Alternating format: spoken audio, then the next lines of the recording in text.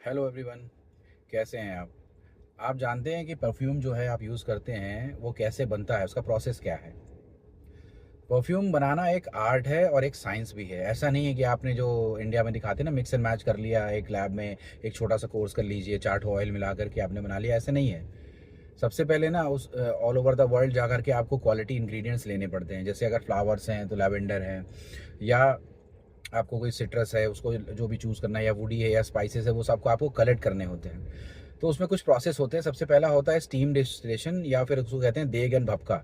जो aromatic flowers होते हैं ना, उनको स्टीम डिस्टिलेशन के प्रोसेस के थ्रू जो है पास किया जाता है। उसके एरोमेटिक्स को एक्सट्रैक्ट करके उसको ठंडा किया जाता है और वाटर को सेपरेट कर दिया जाता है। सेकेंड प्रोसेस जो होता है वो होता है आपका कोल्ड प्रेस, मैकेनिकल प्रेस। जैसे ऑरेंज या बर्गामोट या जो भी लेमन का आप चाहते हैं ना, तो उसको छिलके उसको मैनुअली मैकेनिकली दबाया जाता है और उसमें से ऑयल एक्सट्रैक्ट किया जाता है।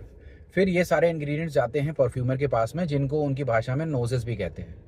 वो इन इंग्रेडिएंट्स को लेकर के मिक्स एंड मैच करते हैं, उस पर रिसर्च करते हैं और उसके बाद में बनाते हैं टॉप नोट्स, जो आप परफ्यूम में सबसे जल्दी उड़ता है। उसके बाद आता है बेस या हार्ड नोट्स, सॉरी मिडिल या hard notes, and then comes the base note, जो कि सबसे लंबा रहता है, लॉन्ग लास्टिंग होता है, जो आपकी स्किन पे रहता है।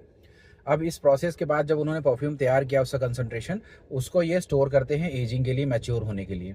समटाइम्स वो आपको महीनों तक स्टोर करना पड़ता है। जैसे अल्कोहल एंड वाइन होती हैं, वो विथ टाइम अपने बैरल में बहुत अच्छे से हो जाते हैं, फिर उसको महंगा बेचा जाता है। सिमिलरली उसमें जो इंग्रेडिएंट्स होते हैं आपने परफ्यूम यूज़ किए हैं ना, वो आपस में अच्छे से हार्मोनाइज होकर मिल जाते हैं।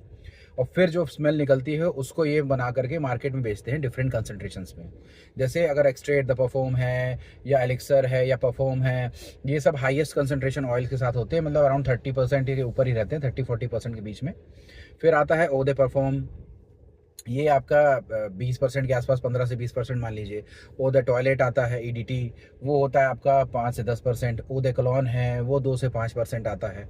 तो इस तरीके के प्रोसेस के गुजरने के बाद ही एक अच्छा परफ्यूम बनता है, जिसको आप लोग एंजॉय करते हैं। सो ऐसे ही इंफॉर्मेटिव वीडियोस के लिए मेरे चैनल पे बने रहिएगा, और परफ्यूम से रिलेटेड और आपका लाइफस्टाइल से रिलेटेड मैं बातें शेयर करता रहता हूँ। आपको अच्छा लगे तो अपने फ्रेंड्स के साथ भी शेयर करिएगा। Thank you and have a good day.